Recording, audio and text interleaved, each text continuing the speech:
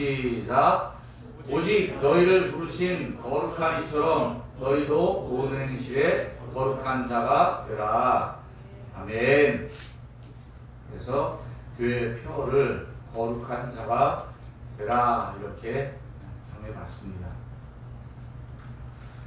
예수를 믿고 교회를 다니는 사람들을 교인, 교우, 우리 군인교회들 같은 경우에는 신우, 그리고 성도, 이런 여러 호칭들이 있습니다. 이 중에 아마 가장 멋진 아름다운 호칭은 아마 성도라고 생각이 됩니다. 교회 다니는 분들이 교인이라고 하면 그 말보다 성도라는 말을 더 듣기를 좋아합니다. 성도는 거룩한 무리라는 말입니다.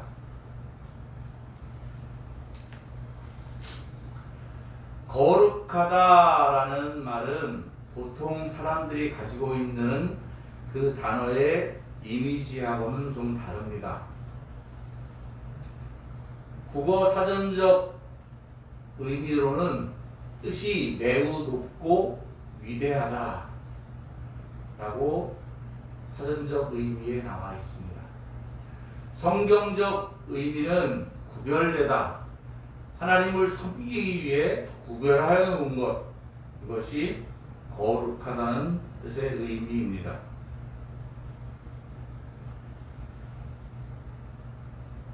교회 예배당 안에 있는 모든 기물들이 성물인 까닭은 바로 그 모든 것들이 하나님께 예배하기 위해 구별하여 놓은 것이기 때문입니다.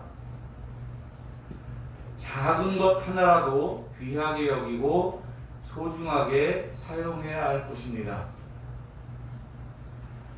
또 여러분들에게 나눠드리는 전도 활동을 위한 간식비도 성도님들이 하나님께 드린 거룩한 예물로 감사하며 합당하게 잘 사용해야 합니다. 또한 성도들 역시 하나님을 섬기기 위해 구별된 사람들입니다. 그러므로 구별된 성도들은 하나님께 예배하기 위해 합당한 삶을 살아야 합니다. 제사를 드릴 때 더럽고 추하고 온전치 못한 것을 하나님께 드릴 수는 없습니다. 말라기에 보면 눈먼 것, 저는 것 등 온전치 못한 것들을 하나님 앞에 제물로 가져왔습니다. 타락한 제사장들은 그것들을 받아 하나님께 제사를 드렸습니다. 하나님께서 너희가 충독에게 그런 것들을 선물로 준다면 충독이 받겠느냐고 말씀하고 계십니다. 말라기 1장 8절부터 10절까지의 말씀을 보면 만군의 여호와가 이르노라 너희가 눈먼 희생 제물을 바치는 것이 어찌 악하지 아니하며 저는 것 병든 것을 드리는 것이 어찌 악하지 아니하냐. 이제 그것을 너희 천독에 드려보라. 그가 너를 기뻐하겠으며 너를 받아주겠느냐. 10절 말씀에 만군의 여호와가 이르노라 너희가 내 제단 위에 헛되이 불사르지 못하게 하기 위하여 너희 중에 성전문을 닫을 자가 있었으면 좋겠도다. 내가 너희를 기뻐하지 아니하며 너희가 손으로 드리는 것을 받지 아니하리라. 이스라엘 사람들은 온전치 못한 것들을 제물로 하나님 앞에 제사를 드렸지만 하나님께서는 그 제물을 받으시기는커녕 성전문을 닫아주면 좋겠다고 말씀하고 계십니다. 하나님께 예배하고 하나님을 섬기는 성도들은 구별된 삶을 살아야 하는 이유입니다. 성도들은 하나님께 거룩한 산 제물로 드리는 영적 예배를 위해 성결한 삶을 살아야 합니다. 로마서 12장 1절 말씀 다 같이 한번 읽겠습니다. 시작. 너희가 하나님의 모든 자비하심으로 너희를 거느니 너희를 하나님이 기뻐하시는 거룩한 산 제물로 드려라. 이는 너희가 드릴 영적 예배니라. 할렐루야. 예전에 구약 시대 때는 제물을 가지고 나가서 하나님 앞에 드렸지만 이제 구약이 끝나고 예수님이 우리를 구원하시고 하나님의 자녀 잡아주시고 하나님 앞에 예배드릴 수 있는 그러한 길들이 열린 지금은 우리가 하나님 앞에 드리는 영적 예배를 드려야 합니다. 하나님 앞에 예배를 드리는 우리가 거룩한 삶을 살아야 하는, 구별된 삶을 살아야 하는 이유가 바로 여기에 있는 것입니다. 예배를 드리는 성도들의 삶이 세상 사람들과 구별되지 않고 그들과 똑같은 모습으로 살아가는 것은 마침 하나님 앞에 눈먼 것, 저는 것, 병든 것을 하나님 앞에 제물로 드리는 것과 같은 것입니다. 이것이 바로 성도들이 거룩한 삶을 살아야 하는 이유입니다. 사랑하는 성도 여러분, 여러분은 세상과 구별된 것이 어떤 점이 있습니까? 세상 사람들이 예수 믿는 우리를 볼 때 다르게 보이는 것은 무엇입니까? 가장 첫 번째 구별된 모습은 주의를 지켜 하나님 앞에 예배하는 것입니다. 할렐루야.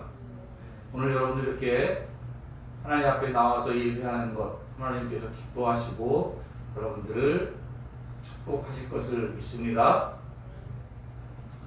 세상 사람들은 주말을 이용해 휴식을 갖거나 취미생활 등으로 시간을 보내지만 믿는 사람들은 하나님 앞에 예배합니다. 처음 예수님을 믿은 사람이나 믿음이 연약한 사람들은 이것을 매우 힘들어합니다. 휴식을 취할 일요일에 꼭 교회에 나와 예배해야 하고 이 모양 저 모양으로 봉사와 헌신을 하고 나면 더 피곤하다는 이야기를 많이 합니다. 그러면서 우리는 언제 쉬냐고 푸념을 하기도 합니다. 특히 주 5일 근무제가 시행되기 전에는 더 힘들다고 얘기했습니다. 그러나 성령으로 충만한 성도들은 오히려 주일을 소망하고 기다립니다. 할렐루야. 여러분들은 주일을 얼마나 기다렸습니까? 예배하러 나오는 지금 이 시간, 야 빨리 교회 나가야 되겠다, 내일 교회 가야 되겠다, 그런 사모한 마음으로 나오셨습니까? 그런 마음으로 교회를 나오신 것으로 믿습니다. 아멘.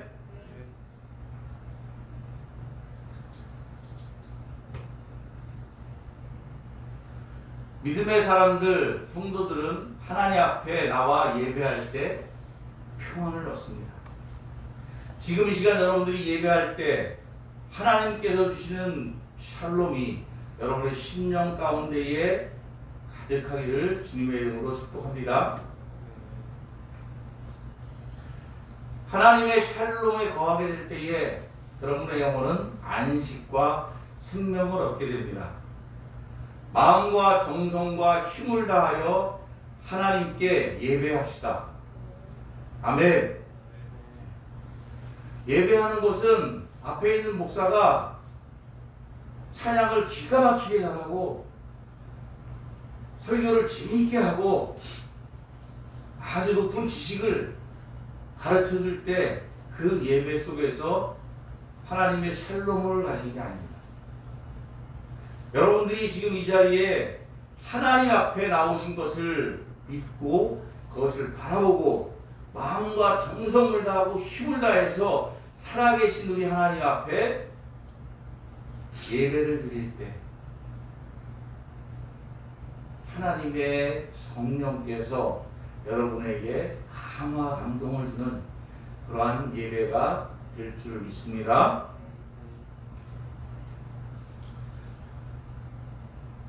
하나님 앞에 거룩한 임재를 바라보고 예배합시다.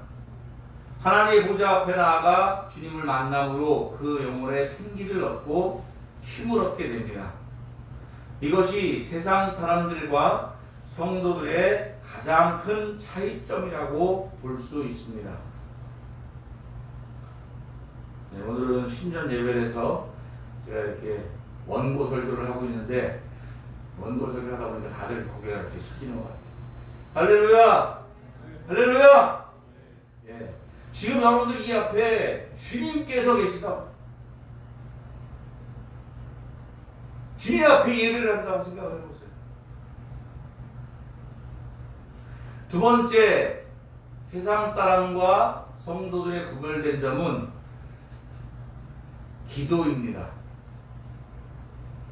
빌립보서 4장 6절 말씀에 아무것도 염려하지 말고 다만 모든 일에 기도와 간구로 너희 구할 것을 감사함으로 하나님께 아뢰라. 데살로니가전서 5장 17절에 쉬지 말고 기도하라.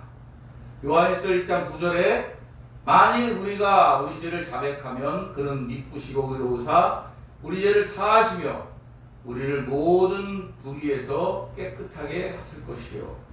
할렐루야. 기도는 성도들의 특권입니다. 세상 사람들은 창조주 하나님 앞에 나아갈 수가 없습니다. 왜냐하면 그 길이 막혀있기 때문에 그렇습니다. 하나님께서는 그 하나님 앞에 나아가는 길의 장벽을 헐어주셨습니다. 예수님을 믿는 우리들은 언제든지 만왕의 왕 대신 하나님 앞에 나아갈 수가 있게 되었습니다. 기도를 통해 살아계신 하나님을 만나게 되므로 실제적인 믿음을 갖게 됩니다. 그것이 기도를 해야 하는 첫 번째 이유입니다. 여러분은 믿음이 있으십니까? 혹시 자기가 믿음이 연약하다고 생각하는 사람이 있다면 기도하십시오. 그래서 기도함으로 인해서 하나님을 만나게 될 때 살아계신 하나님에 대한 확신, 그것이 바로 믿음인 것을 믿으시기 바랍니다.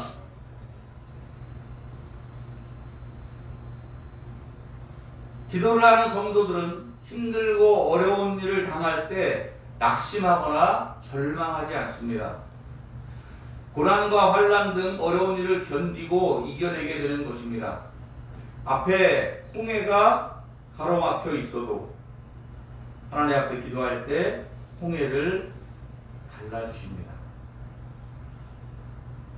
무수한 적들이 앞길을 가로막고 있어도 하나님 앞에 두 손 들고 기도하면 하나님께서 그 적들을 이기게 하셨습니다.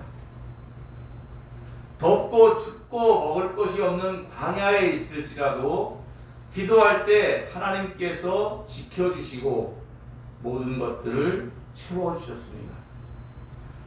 원수 마귀들이 우는 사자와 같이 달려들어도 우리는 기도의 능력으로 능히 그것들을 이겨낼 것입니다. 아멘. 모세처럼, 여호수아처럼, 엘리야처럼, 예수님처럼 기도합시다. 기도는 우리의 힘이요, 능력이요, 권세입니다. 세 번째는 성도는 말씀을 읽습니다. 아멘. 우리 앉아 계신 우리 용사 신우 여러분들, 군생활하면서 성경을 한번 읽고 저녁을 했으면 좋겠습니다. 성도들은 하나님의 말씀을 받은 사람들입니다. 이스라엘 백성들이 자기들이 선민이라고 세상 사람들 앞에 이야기하는 이유는 단 하나, 하나님께서 자기들에게 하나님의 말씀을 주셨다. 아멘. 이방인들은 하나님의 말씀도 모르는 짐승과 같은 사람들이다. 하나님의 말씀을 받은 거룩한 하나님의 자녀라고 그렇게 생각을 했던 것입니다. 복 있는 사람은 하나님의 말씀을 주야로 묵상하는 자라고 시편 1편에 말씀하고 있습니다. 다시 한번 시편 1편 1절과 2절을 같이 한번 읽도록 하겠습니다. 시작. 복 있는 사람은 악인들의 꾀를 따르지 아니하며 의인들의 길을 서지 아니하며 원하는 자들을 자제하지 아니하고 여호와의 율법을 즐거워하여 그의 율법을 주야로 묵상하는도다. 할렐루야. 네, 복 있는 사람은 하나님의 말씀을 즐거워하여 그 율법을 주야로 묵상하는 자라다. 아멘. 여기서 묵상한다는 것은 이 말씀을 생각하면서 이게 무슨 뜻일까 연구하고 자기 나름대로 해석하고 하는 그런 단어가 아니라 하나님의 그 말씀을 주신 말씀 그대로 반복해서 암송하는, 하나님의 말씀을 억지로 막 생각하고 막 그냥 분석하고 그러는 것이 아니라 그 말씀 주신 말씀 붙잡고 그 말씀대로 반복해서 그 하나님의 말씀을 마음속에 새길 때 그 말씀이 우리에게 힘이 되고 능력이 되고 은혜가 되는 것을 믿습니다. 성도들에게 하나님의 말씀은 표대입니다. 기록된 하나님의 말씀을 바라보고 하나님께로 달려가야 합니다. 하나님의 말씀은 좌로나 우로나 치우치지 않고 똑바로 달려가게 합니다.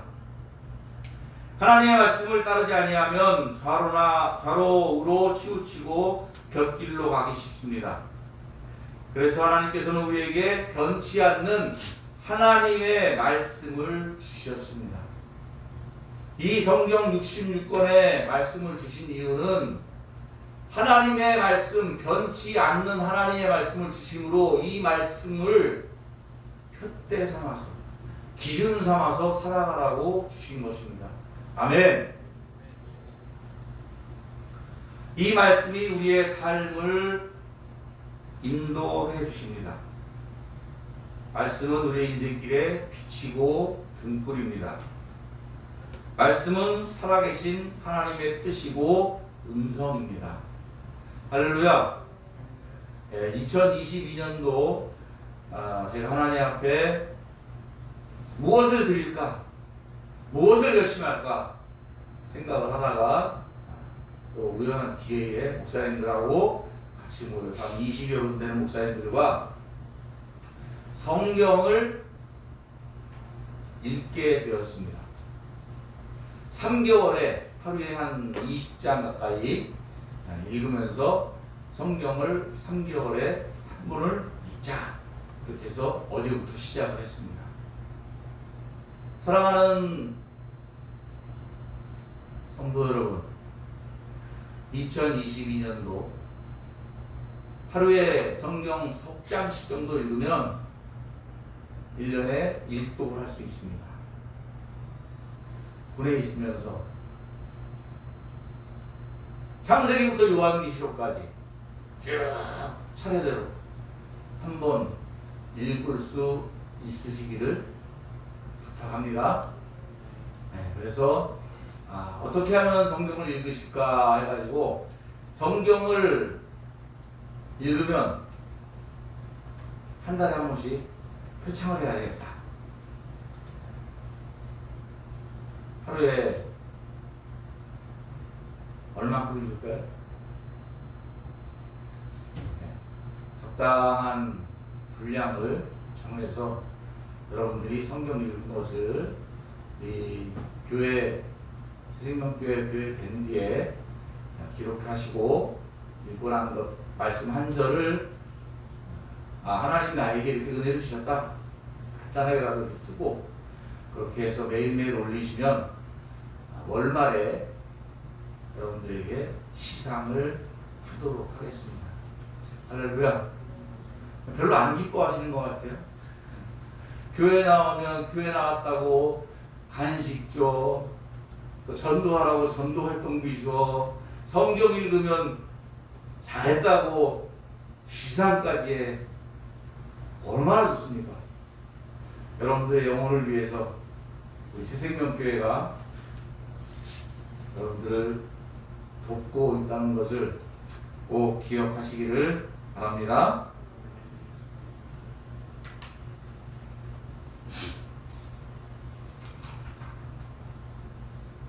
히브리서 4장 12절의 말씀에 하나님의 말씀은 살아있고 활력이 있어 좌우에 날선 어떤 검보다도 예리하여 혼과 영과 및 관절과 골수를 찔러 쪼개기까지 하며 또 마음의 생각과 뜻을 판단하나니.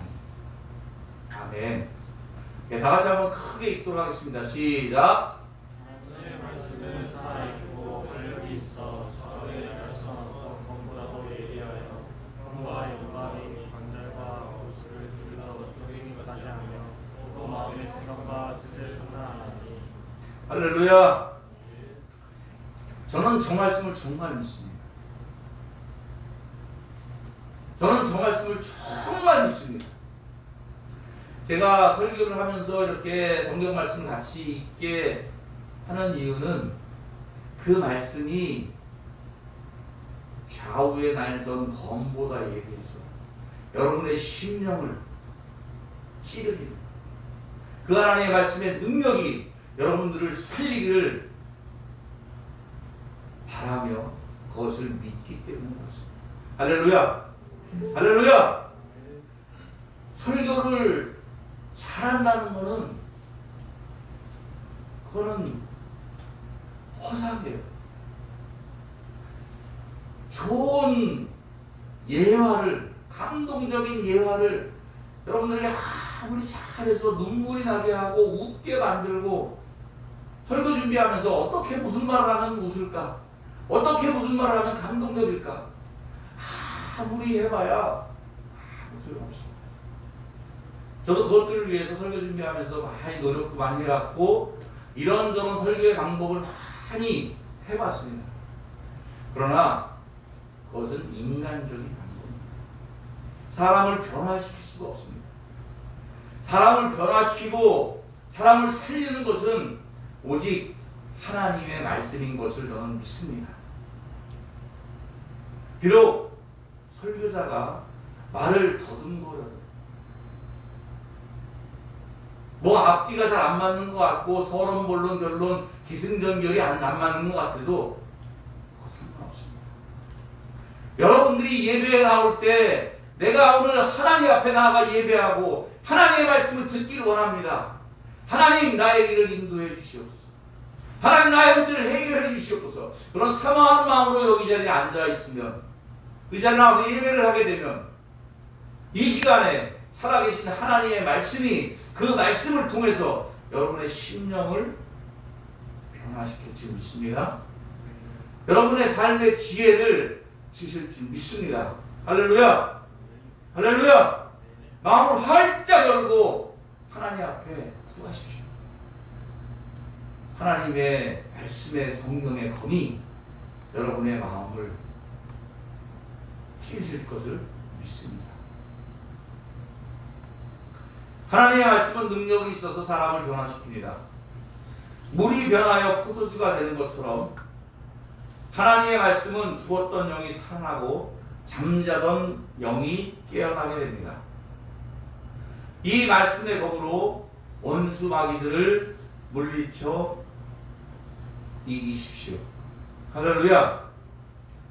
예수님도 마귀를 말씀으로 물리쳐 이기셨습니다. 2020년에는 말씀을 가까이 하며 말씀을 즐거워하고 묵상하며 살아가는 저와 여러분 되시기를 주님의 이름으로 축복합니다. 이와 같이 성도들이 예배와 기도와 말씀을 통한 삶을 살아가게 될 때에 세상 사람들과 다른 삶을 살게 되는 것입니다. 코로나로 인해 교회들이 많이 힘을 잃었습니다. 코로나 때문에 떠나간 성도들이 다시 돌아오지 않고 있습니다. 그나마 교회 오지 않고 유튜브 통해서 실시간 라이브로 예배를 드리면 다행입니다. 하나님을 만나지 못하고 하나님의 은혜를 받지 못하니까 믿음이 연약해집니다. 청년 사역하시는 분들이 안타깝게 얘기하고 있습니다. 교회 청년들이 떠나간 게 아니라 교회 청년들이 증발했다고까지 얘기하고 있습니다. 여러분들도 여러분의 사회생활을 다녔던 교회에 가게 되면 청년부의 자리가 많이 빈 것을 볼 수 있을 것입니다. 신문지상에서도 기독교인들이 점점 줄어든다는 통계가 나타나고 있습니다. 교회뿐만 아니라 절도 그렇다고 합니다. 늘어가는 것은 이슬람교만 늘어간다고 합니다. 한국뿐 아니라 미국, 유럽 등 전 세계적인 흐름이 그렇습니다. 이런 시대적 환경에서 우리 그리스도인들이 해야 할 일은 세상 탓하지 말고 시대 환경 탓하지 말고 우리의 믿음을 굳건하게 지키는 것이 우리가 해야 할 일입니다. 그래서 첫째로 믿음을 잘 지켜서 세상과 구별된 삶을 통해서 우리의 믿음을 견고케 해서 우리 가정과 교회를 지켜야 합니다. 할렐루야! 구별된 삶을 살았던 노아와 그 가족들과 세상 모든 것들을 구원했습니다.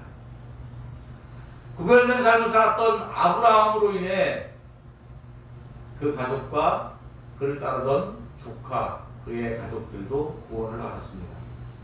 사랑하는 성도 여러분, 여러분들로 인해 여러분의 가족이 구원받고 여러분들의 주위에 있는 사랑하는 이들이 구원받고 이 나라가 구원받게 되길 주님의 이름으로 축복합니다. 2022년도 교회 표처럼 저도 여러분도 거룩한 자, 하나님이 거룩하시니 너희도 거룩하라고 하신 그 말씀을 붙들고 거룩한 삶을 살아가는 귀하고 복된 한 해가 되시기를 주님의 이름으로 축복합니다. 아멘. 다 같이 찬양합니다.